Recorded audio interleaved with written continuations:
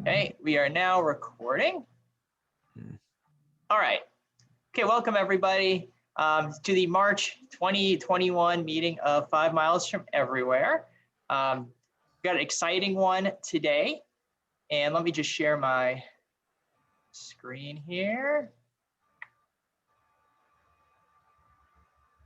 Okay. There we are. Present.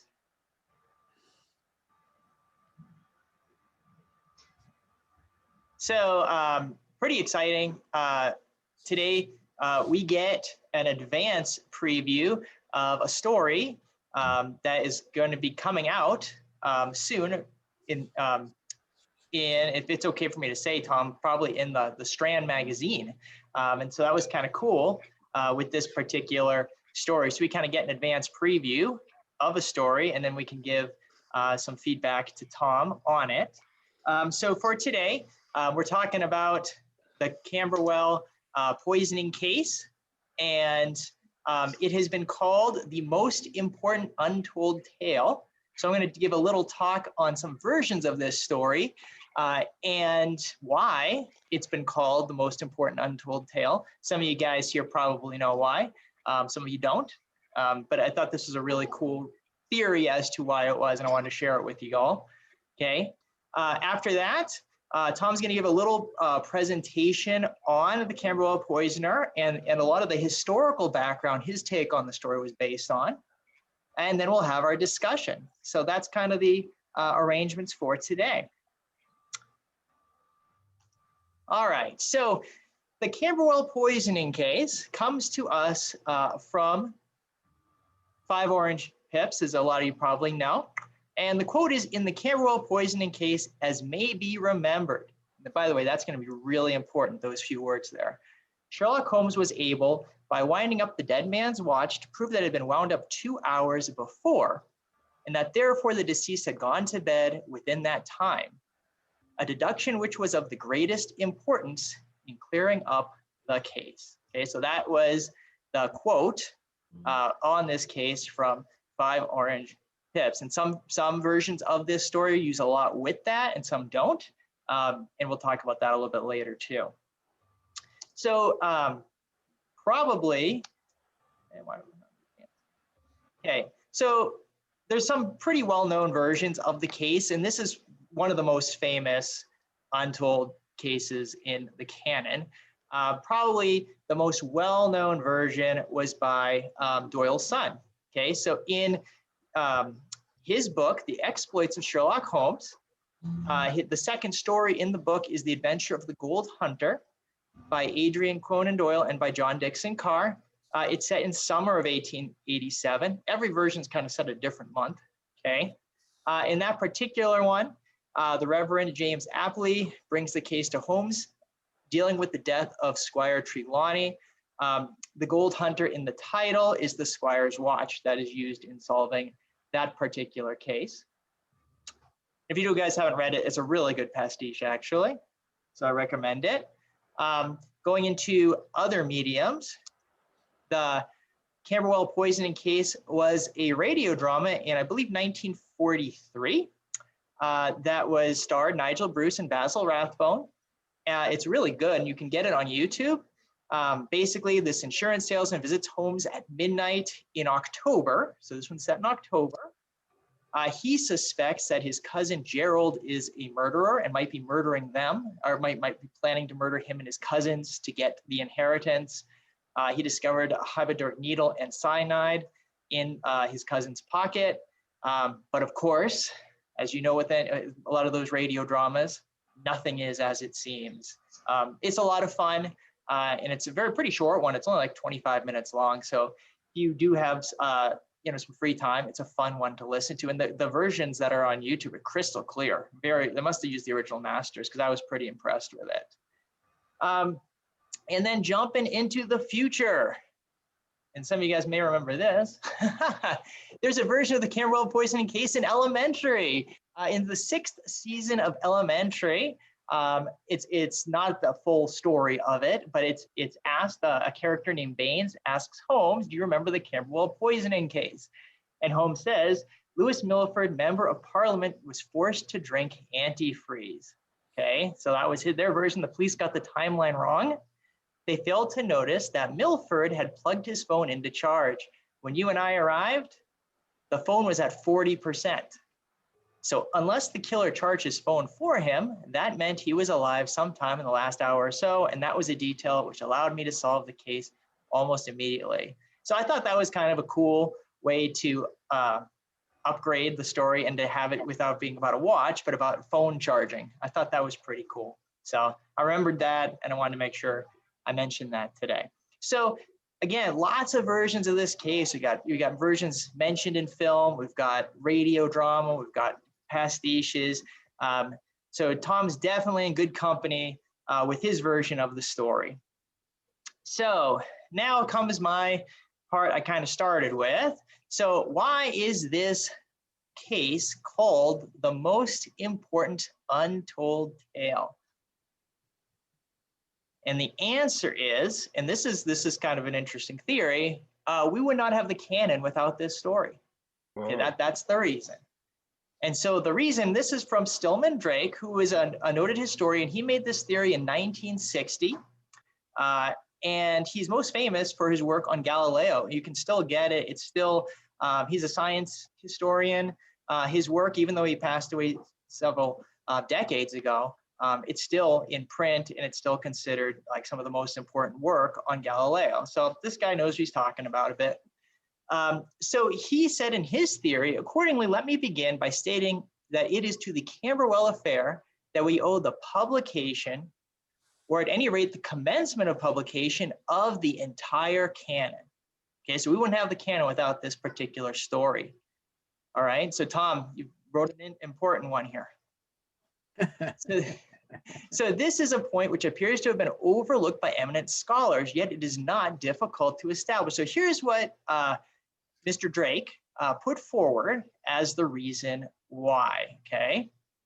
So his theory is that first published was a study in scarlet, okay? So that was Watson's first publication, which recounted a series of events that began on the 4th of March, 1881, okay? But that is really weird because the narrative did not see the light of day until more than 6 years later, in December of 1887 to be exact.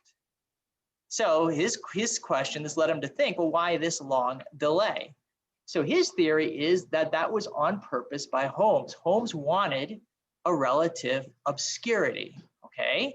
He wanted to only be known, basically he preferred to become known only to his clients, a few police officials, and of course his ill-starred criminal adversaries, okay? Then he goes on to say, but newspapers downplayed Holmes's role in cases. Holmes always didn't care. He gave credit to Lestrade or any of the other, detectives.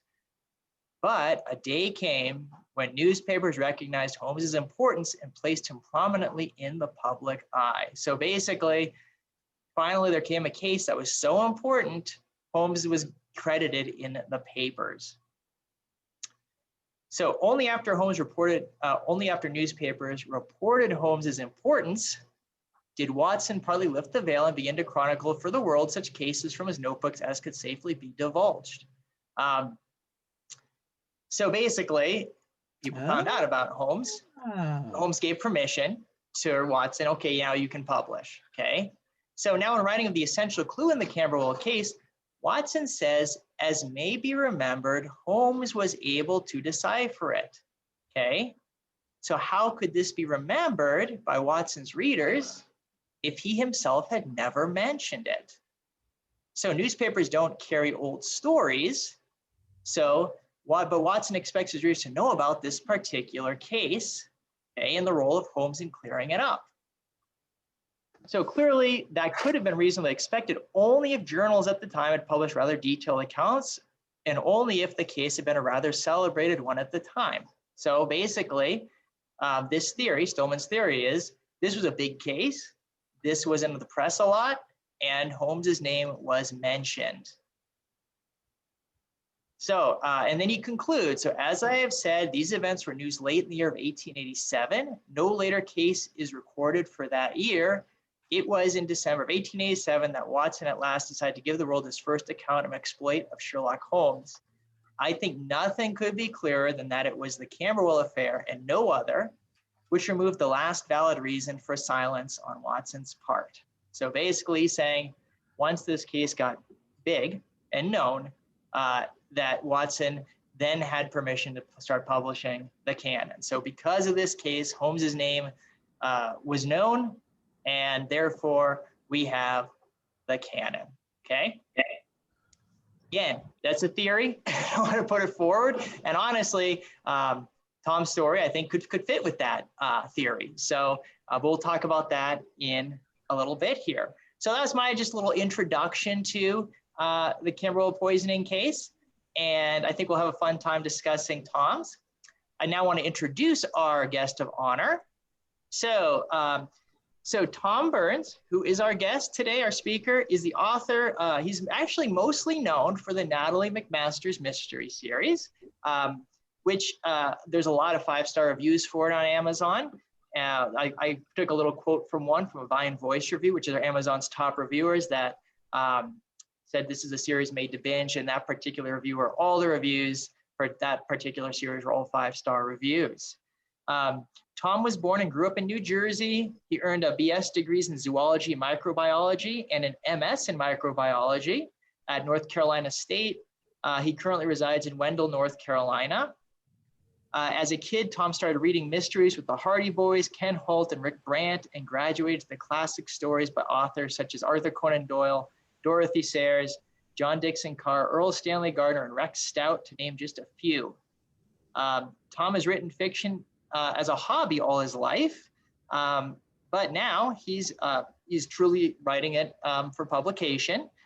He's been published in Sherlock Holmes and Dr. Watson, The Early Adventures, a couple of volumes of the MX books of New Sherlock Holmes, specifically volumes 14 and 18. And now he'll be, sounds like, a story most likely coming out in the Strand, okay? So we're very excited to have you as our guest, Tom. Are you ready for me to, did you want me to do the PowerPoint on my end, Tom, or did you want to run it on your computer? Let me try to run it, and if it doesn't share, then you have it, and I can narrate it, and you can change the slides. How about that? Sure. I just put it so that you should be able to share your screen when you get it up. All right, and let me see. All right, so I just click share screen. Great. Correct. All right, so let me get it up. Boom. Okay. And now let me find you again. All right, here, hang on. Sure. Eric, is Tom's video on? Because I'm not seeing him or the. No, Tom's got his video off. Yeah, I've got it on, but I went away. Oh, you have your video on? I've got my video on, yes. When we first started, I saw my picture, but it has since gone out. Now I can't find you either. Oh, wait a minute. We have a mystery. Yeah. Tom, we don't actually, I didn't see you, and I didn't know if you were purposely keeping your camera off, because I know you'd had issues with internet in the past. No. All right, I have the PowerPoint up, but I've lost the screen for the Zoom. So you should probably have another tab that would say at your bottom there for the internet, or sorry, yeah. And so right. if you go in there, you should be able to open up the Zoom. Do you see us right now? I see you. I have a little picture in a picture of you. Okay. So And I've lost the screen with the share screen. So you want to tab. make, if you make the screen, the Zoom screen bigger, you should be able to see the share screen button. Oh, So wait a Tom, minute. There you go. We see you now, Yay! Tom. There he is. There you are. All right, very good.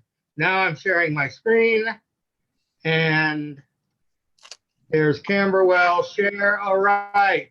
Yeah, we're good. We're good. Hey, we got it. Very good.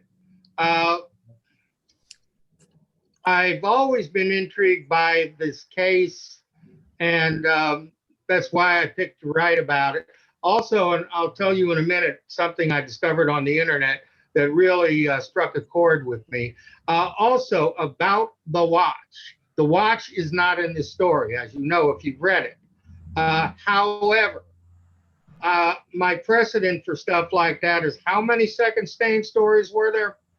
Watson has been known to get things confused or to have multiple tales with the same. So perhaps that's what happened here. Okay, so the story origins, as Derek said, it was mentioned in the Five Orange Pips to occur in 1887. My version is based on the true story of a mass poisoning that occurred in Brighton in 1870, and I just transferred that to London and changed some of the details and got Holmes involved. So this lovely lady, Christina Edmonds, the Brighton Poisoner, she poisoned a number of people with strychnine in Brighton and killed a 4-year-old boy, made several others violently ill. Not quite as bad as what I did in London, but bad enough. Apparently, she fell in love with this doctor in Brighton who had no earthly idea that she was in love with him. He was married. He didn't have any time for her because he didn't even know she had any feelings for him. And apparently that made her mad. So she purchased chocolates from local merchants, poisoned them with strychnine, and returned them to the shops. And in those days, I guess you could do stuff like that. You can't now. And the shopkeepers dutifully resold the candies to other people who ate them and got poisoned. She also began a poison pen campaign against the local chocolatier, probably to divert suspicion from herself. But this lady was genuinely out there, so God knows why. It probably just seemed like a good idea at the time. They arrested her in 1871, convicted her and sentenced her to death in typical Victorian efficiency. But her sentence was commuted by the Home Secretary, and she was confined to an asylum for the rest of her life. And I've given you one link to this story, and there are others on the internet. It was fairly famous. Apparently, John Dixon Carr wrote a version of the Brighton poisoning, starring Gideon Fell, I believe. So I'm not the first one to pick this up and use it. Now, my take on Holmes with a number of the stories I've written, we all know the deductive reasoning and, that's what he's famous for. But Holmes is also a criminologist. And we can say that in a lot of ways, he is one of the fathers of modern criminology. He started using techniques that are used now back in the day. Some of those are studies of crime scene characteristics. We see an excellent depiction of that in Study in Scarlet, chemical analysis of things found at the crime scene, Study in Scarlet, the tracing of footprints, the sign of 4, tobacco and cigarette ashes, the Boscombe Valley mystery, and there might be others that mention that little monograph. I've seen it a lot. In my pastiche, The Horror in King Street, which is in the MX book, volume 14, I showed Holmes as a pioneer of forensic sketching when he had one of his clients describe someone to him, and he made a sketch as she did so he could track the guy down, boasting that his grandmother, after all, was of her name.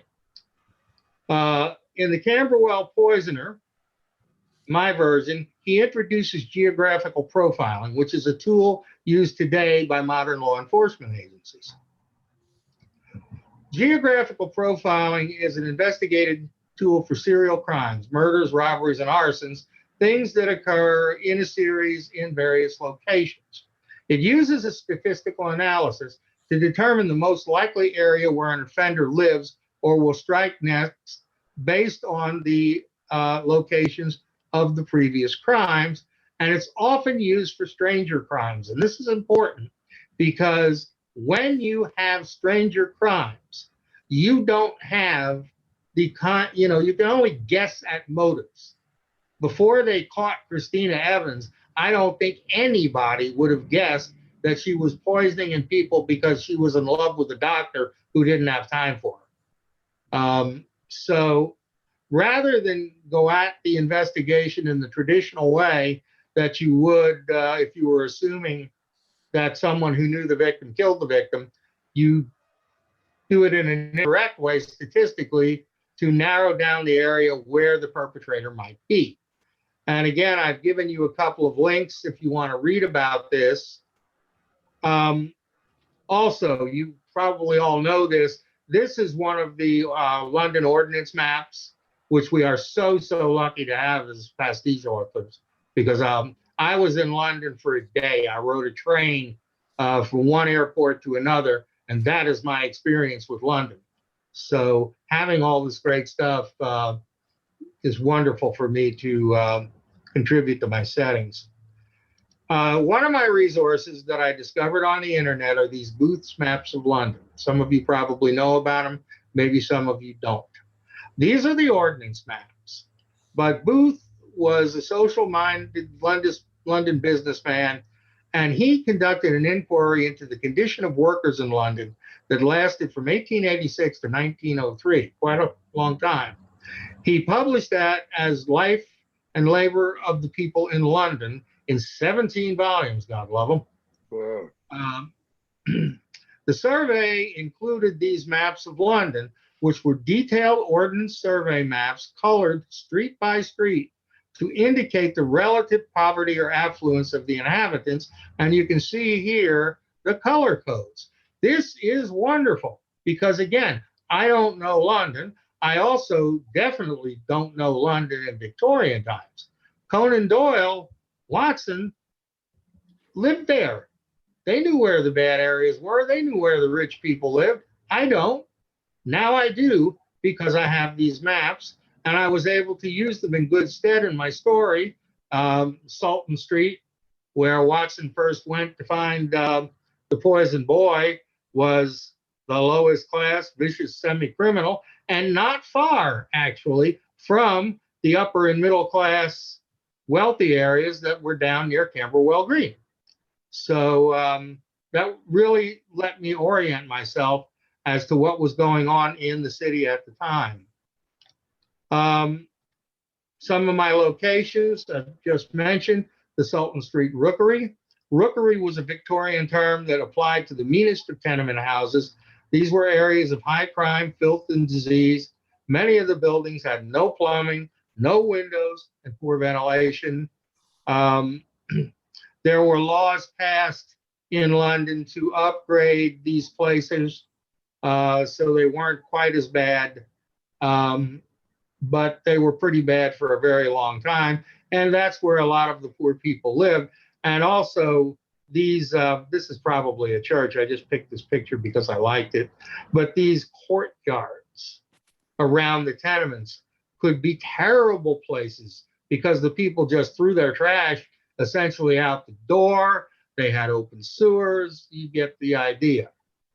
Another location in the story, not far from Camberwell, which is in Southwark, is Guy's Hospital, which is one of the best hospitals in London at the time, founded in 1721 as a hospital to treat incurables that St. Thomas Hospital either wouldn't or couldn't treat.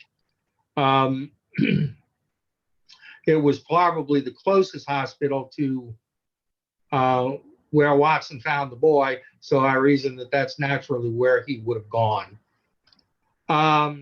Some characters in my story. Billy the Page. And in writing this story, I learned something I did not know. I always assumed that Billy the Page was in the canon. And I've read all of the stories, but it just didn't click. Because when you watch the films, Billy turns up all the time. Billy is not in the canon. The Baker Street Irregulars are. William Gillette invented Billy for his play because he didn't want to have a troop of boys coming onto the screen that he had to direct and manage. So he reduced the Baker Street Irregulars down to one urchin, and that was our Billy. And other people gleefully snatched him up. I remember a scene, I don't remember the movie, and I'm too lazy to go look, but in the Rathbone Bruce movies, I distinctly remember Billy sweeping the hallway outside of Holmes's flat and sweeping the dust under the rug, and Holmes, of course, deducing that he had done it and making him clean it up properly.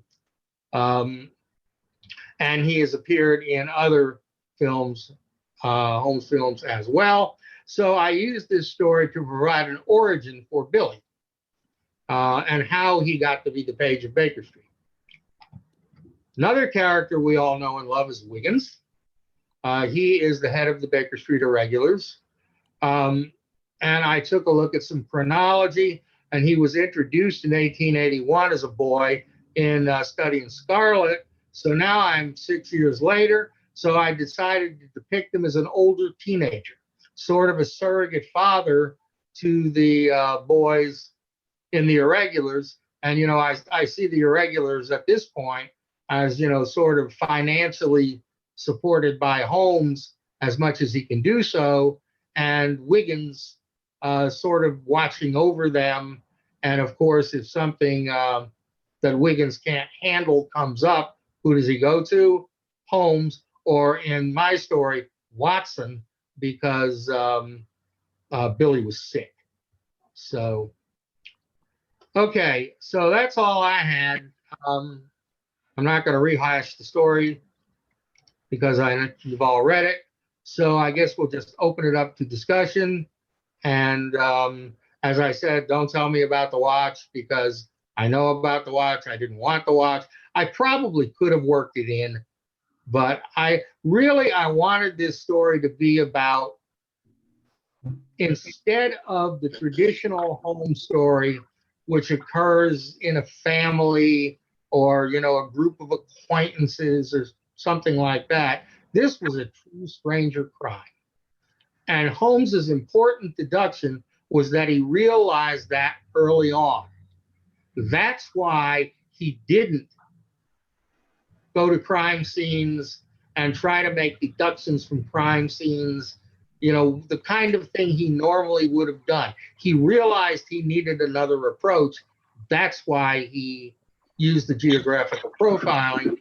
And since he had such a good math tutor, he was able to handle the requisite mathematics. Okay, that's it.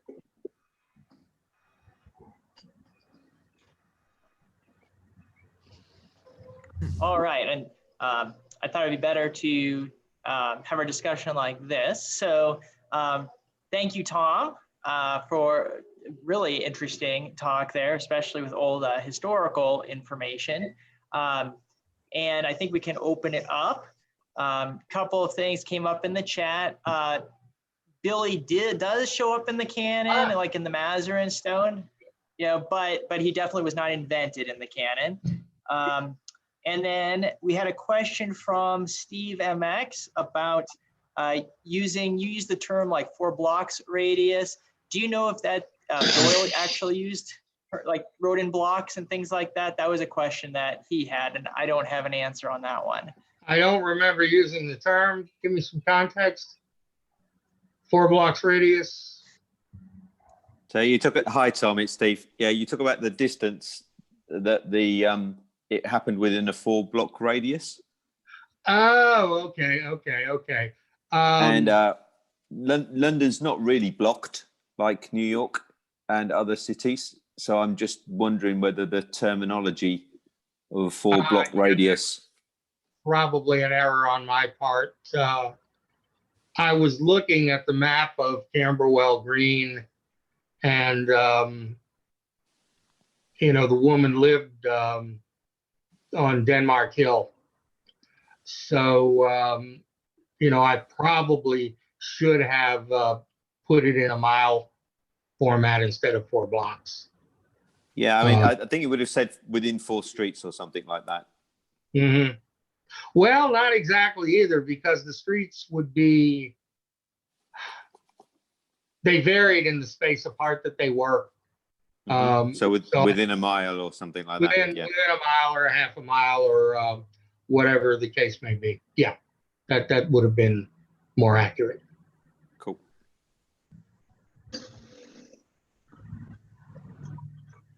So I think for the questions, you can either just put something in chat or unmute and just ask, or, and we could just kind of start with, what did you think of the story?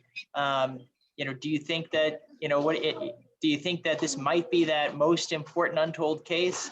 Anything like that would be good to jump in with.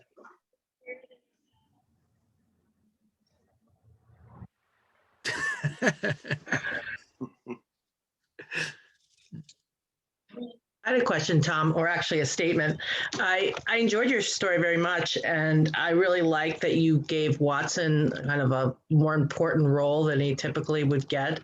And if he didn't bring those chocolates back to Holmes, maybe we wouldn't have had the mystery that we did. So I really like that part, and I love the Billy at the end where he got to get his page uniform.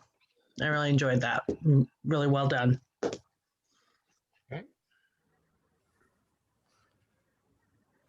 I just want to acknowledge that I thought one of the most fun things about the story was Holmes acknowledging his former mathematics professor, or his former mathematics tutor, I guess, actually is what you said.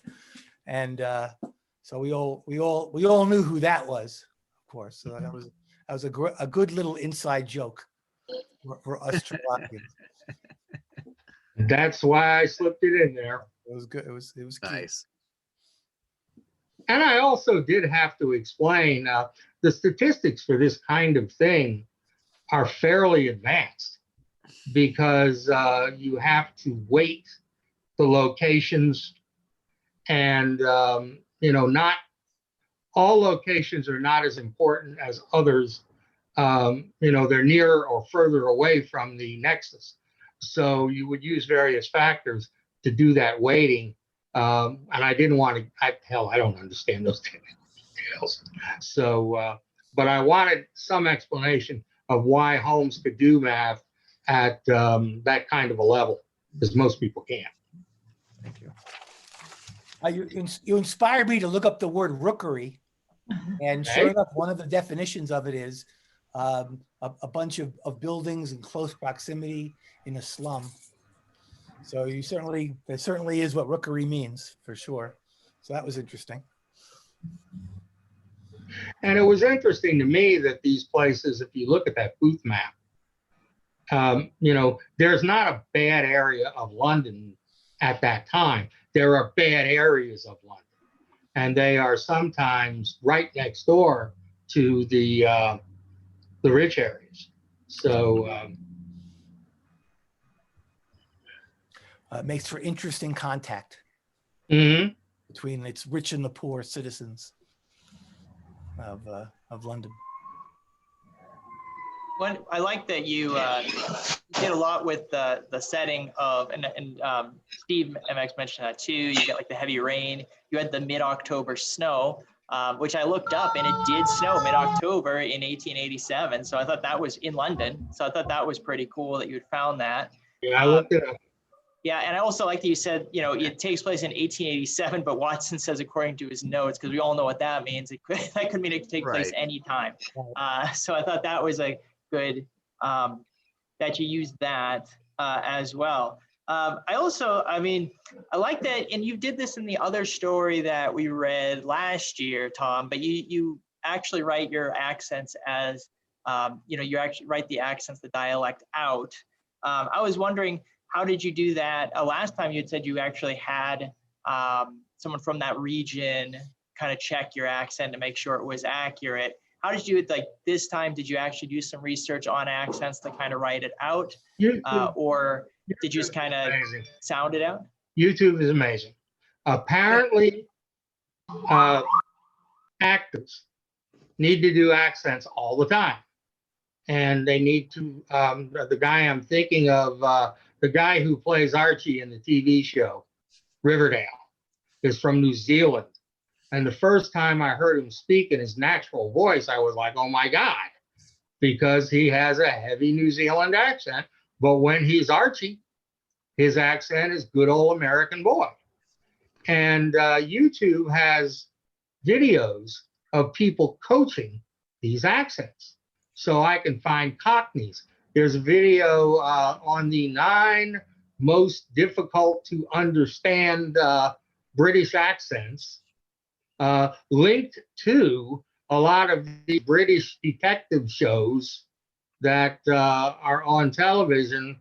And I don't know about y'all, but some of them I can hardly watch because the accents are so thick that I really can't understand what the people are saying. And you know, I use the subtitle feature for those. and I hadn't thought of that, Larry, but I will. And to tell you the truth, I mean, I live in North Carolina. If you came to my town and talked to some of the people here, I will wager you wouldn't understand a lot of what they said. Nigel Bruce used to joke about all the time about how he was sort of muttering. That was, and when he knew it, he referred to it when he would do talks and stuff. And I realized that writing accents out is sort of old school. Lovecraft did it. Sometimes pages and pages of it. And it isn't done as much anymore, but I like it, and it's my story, and it's my book, so that's what I'm going to do. Remember, Wuthering Heights had a lot of that. It was very difficult to read. I think it adds to setting. I really do. Yeah. Some people probably hate it and want to throw rocks at me because they say it makes my stuff hard to read. But one of the Natalie McMaster's books was set in New York, and I had a New York Jewish accent. I had Brooklyn accents. I had the Albanian mob speaking, their accent, and threw in some Albanian. Got a few reviews on that it was hard to read. I'm like, yeah, I'll bet. Someday I'll do an audio book and the narrator will shoot themselves. But All right, I'm gonna jump in with the watch. I just have to. So, I honestly thought with the death of the chocolatier when he hanged himself, I thought that was a perfect place you could have put the watch in there to determine his time of death. So I was surprised that you chose not to. And is there any particular reason you chose not to, or did you just think it didn't quite fit with the story you wanted to tell? yeah, basically because I wanted to show Holmes, again, when the chocolatier died didn't really mean much. Mm-hmm. He killed himself because this person had basically ruined his business. He knew he would never be able to act as a chocolatier again because, strychnine laced candy had come out of his shop. And that crushed him because he was a French trained chocolatier. This was his life. So, you may agree with me or not, but that was my reasoning as to why he committed suicide. And it wasn't germane to finding out who killed him. And that's what Holmes realized, was that these kinds of details about crime scenes and victims, the victims in this stuff were random, except actually, I believe in the Poisoner, the woman fell in love with the chocolatier and he didn't know it. And then she met Nani, who was his fiance, and oh my God, he's got somebody else. I'll show him. That's what came from the Brighton poisoning case. But, again, Holmes would have never been able to trace that because nobody would know it except the lady who was doing the poisoning. She didn't tell anybody. So Holmes realized that these kinds of details were extraneous, and I wanted to focus on the geographical profiling as the means that he used to solve the case. I mean, one of the challenges of writing a Sherlock Holmes story is that you're depicting a genius. And if you're not yourself a genius, how do you do that? Well, I mean, now But I just want to say that what you did was you had him using advanced methods way ahead of their time. And that's one good way to do it, seems to me. And again, Watson has said in many cases that Holmes did pioneer investigative methods. So. Sure. Oh, definitely he did. I mean, he probably changed the real detective, world with his fiction. I think so. Okay. When you're trying to write another man's work, I don't want to write all the time the traditional Holmes story that Conan Doyle wrote. He did it better than I could, for goodness sake.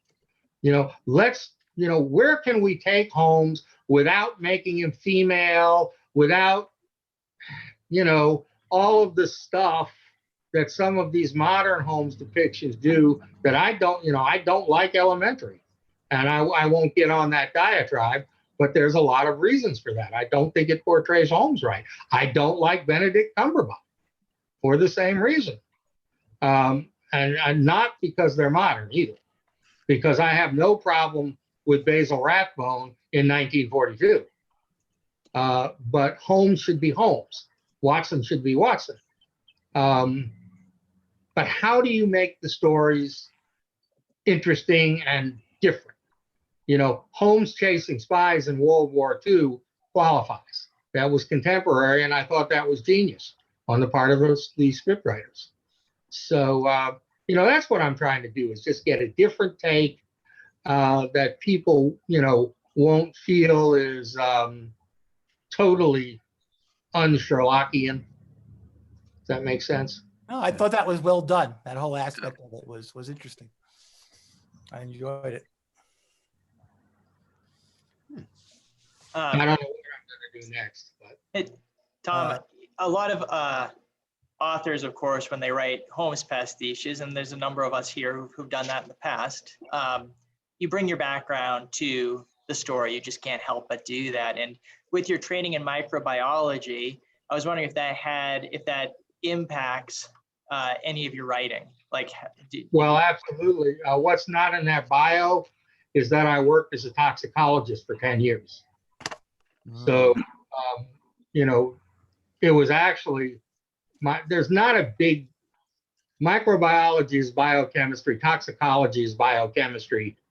So there's not a lot of difference. I was able to get a job as a toxicologist with my training as a microbiologist. So, all of the stuff about strychnine and, how it works, how much the dose, how long it takes to take somebody down, that kind of thing, all factored in.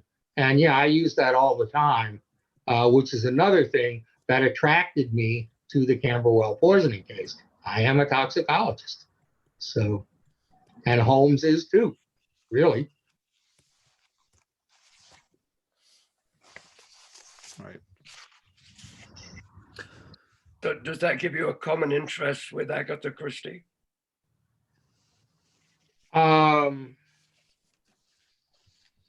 I guess. I mean, in what way? Well, she studied all the drugs and everything during World War I. Yeah. I mean, Christie and Dorothy Sayers. I'm thinking of Strong Poison, her novel, where I don't remember if it was strychnine or not, but she actually had the perpetrator poisoning himself to build tolerance to the poison so he could sit and eat the poison-laced meal with his victim. And the victim died and he survived. That level of, and I actually looked that up, and it's true. You can develop a tolerance to some poisons by doing that. So I appreciate that kind of depth in writing and accuracy.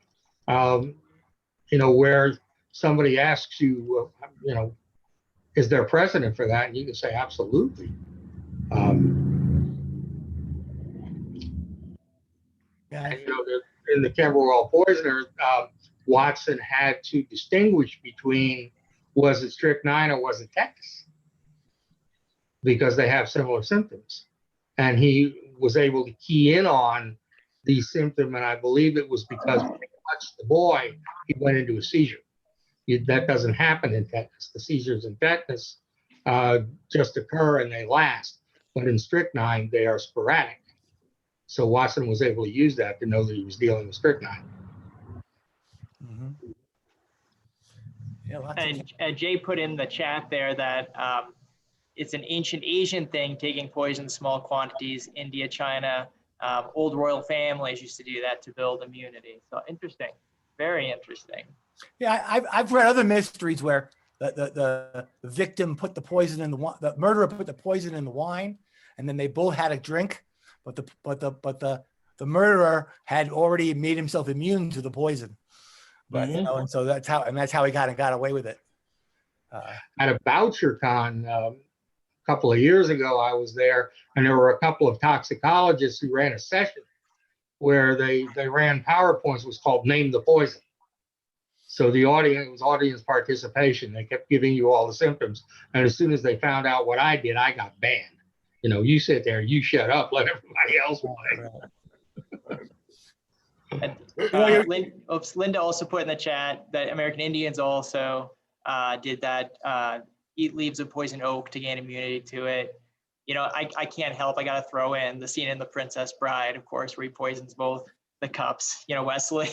they were both poisoned. That's one of the best scenes, I think, that depicts this kind of thing.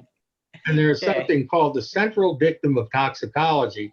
And what that is that everything is a poison. It just depends on the dose. The business about the chocolatier committing suicide reminds me of an old mystery.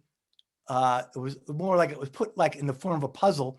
The idea was that there was a guy who in the circus was a midget, and he was the smallest man on earth. And because of that, he was a big feature. And then somebody went around and started to file the bottom of his cane off. And so he thought he was growing. And so he killed himself because. Oh, dear. So there you go.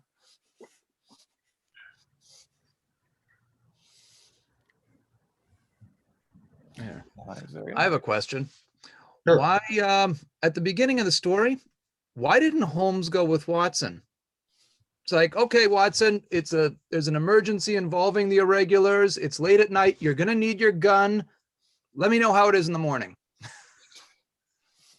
It's like, thanks a lot. I guess my answer to that is, Holmes can be pretty cold. We've seen that time and time again. And I guess this is Watson's bailiwick. He's a doctor. He's got Wiggins.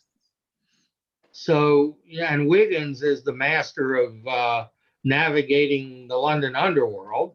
So, and maybe Holmes was tired and just didn't feel like going out in the rain. I could see that. Think about Nero Wolfe, for God's sakes. And, some of the things that he does, he's the most selfish man on earth. And if he is truly a descendant of Holmes, maybe there's a little bit of that in Dad too. But yeah, I think he just didn't want to go out in the rain, and he appreciated Watson's medical expertise. And I'm sure if Watson was practicing medicine at Baker Street, which he probably was, he went out at night a lot, and Holmes didn't go with him. And God knows Holmes went out a lot to do investigations, and Watson didn't go with him. Yeah, and there's a history of that, because in the adventure of the Orange Pips, if it wasn't raining, Holmes might not have lost his client, but he didn't want to go out in the rain. He sent the guy out there. I always thought that was a big thing. Just because it was raining, he let the guy go by himself, and he died. I've seen theories that people think that Holmes had Asperger's or something similar to it, which can translate at times into a lack of social niceties, I guess is a polite way of putting it. But he just doesn't care. And sometimes he's been out and out cruel to Watson in some of the things that he said. And Watson takes it to heart. But on the other hand, we all know that Holmes loves Watson. What was the famous line? If you have hurt Watson, it's going to go bad for you. I wouldn't want to be that guy. Yeah.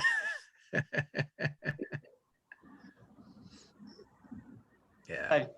Shane also mentioned in the chat the Tylenol poisonings, were still unsolved as well, just as another thing with some of the more interesting poisoning stories. Oh, yeah. Mm-hmm. Well, the anthrax stuff. Oh, yeah. I don't really know if they've tracked that. They went after that one guy, but there's a lot of conspiracy theories out there that he was a scapegoat for it. So, these kinds of things can be devilishly hard to solve because the motives can be very obscure and only important to the person that's doing it. And there's a lot of there's an argument out there that all of this profiling that you see in stuff like Criminal Minds, et cetera, is really worthless and really doesn't tell you anything. And if it does, if the perpetrator happens to match a profile, that's more happenstance than science.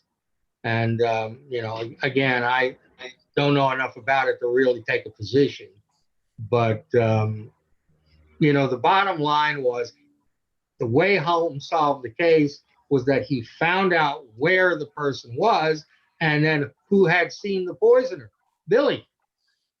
So he took Billy out there to look for her, and he got it down to a small area. So he, took the shot that this person might be out on the streets handing out poison chocolates, and sure enough, he was right. Yeah, it's very logical and convincing, the plot, I have to say. All right, we're running out of time here because we meet just a few minutes left. Any last thoughts or comments for Tom before I move on to introduce our speaker for next month? Oh, Shayna. I had one point. There was one moment that struck me slightly odd, and I couldn't decide whether or not it fit with canon. When Holmes and Watson meet Nani, the fiancée of the chocolatier, and the fact that Watson refers to her, when she says, "Oh, my friends call me Nani," the fact that Watson refers to her as Nani for the rest of the story, I just didn't know that quite sounded right. Because it's so hard when, because Conan Doyle, he was writing in the period, so he kind of, automatically knew all those social mores, whereas, we're trying to recreate that, and it's hard to get the tone right sometimes. I just wasn't sure if that rang true. Like, wouldn't you refer to like Miss So-and-so? I think it would be a class thing.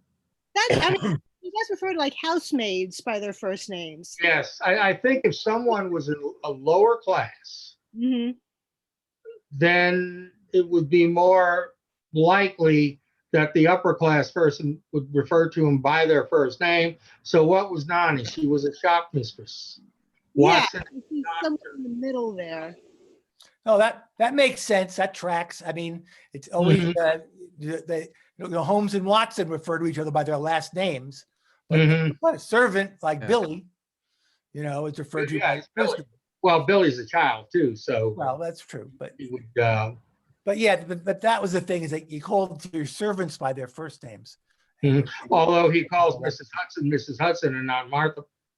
That's true. So, but of course, he holds her in high regard. Well, she's the landlady, so she may be a landowner. She's not a maid. And that gives her more prestige. Well, and then there's Aggie in Charles Augustus Milverton, his temporary fiance. Yeah, that was another one where Holmes was, shall we say, just a tad cold. So, I think there's precedent for that kind of behavior.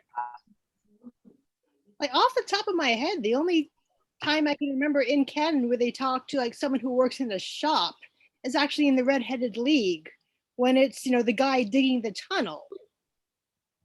Like I can't recall them ever like talking to like a sales girl in any of the canon stories. So I don't know if there's a precedent. What about in the Six Napoleons? Did they talk to, or was that the owners of the shop? I think that was the owners of the shop and like the workshop where the statues are made. I don't know if they actually talked to any salespeople. Yeah, the one shop, the owner wasn't in. They talked to a clerk who hadn't been there when the things were smashed, but they did talk to a clerk in the one, because they went back later to talk to the owner. It goes to a tobacconist as well in one of them, doesn't it? Well, and I think another excuse for referring to her by her first name is once they establish the relationship, you know, this is her beloved hanging by a rope, blue in the face. Nani is going to be distressed. How would you talk to her to assuage that distress? Miss so-and-so?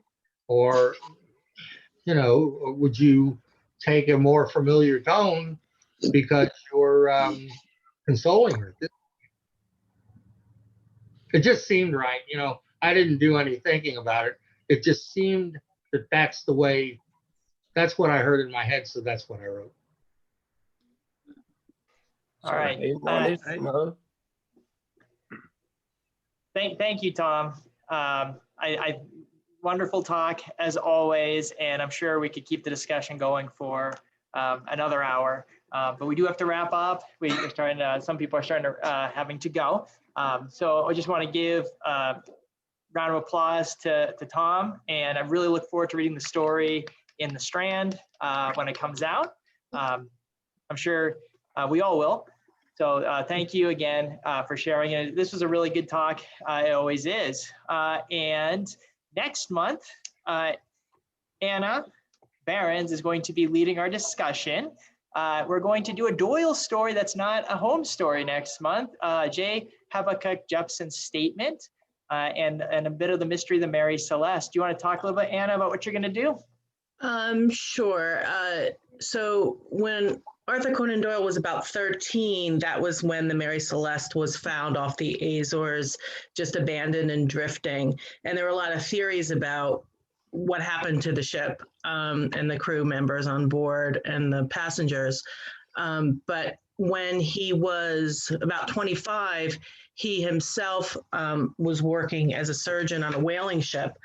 And then he wrote his own version of the Mary Celeste, which he called the Mary Celeste, in his J. Habakkuk. Can they see me? Oops. I don't think so, Mary. And he wrote it as an eyewitness account, but it was very interesting in that it created a worldwide sensation. People who read his story thought it was true. And so I thought it would be interesting to discuss like the true facts of what happened to the Mary Celeste versus Conan Doyle's version and how his differed and why people tended to believe that his version was true. Just kind of a word of warning if you haven't read it before. You know, from today's perspective, it does have some racist elements in it. And if you read a version with the original illustrations, that's particularly the case. So just wanted to give you a word of warning about that. But if you could read it in advance of our meeting in April, that'd be great. Thank you. What's the story called again?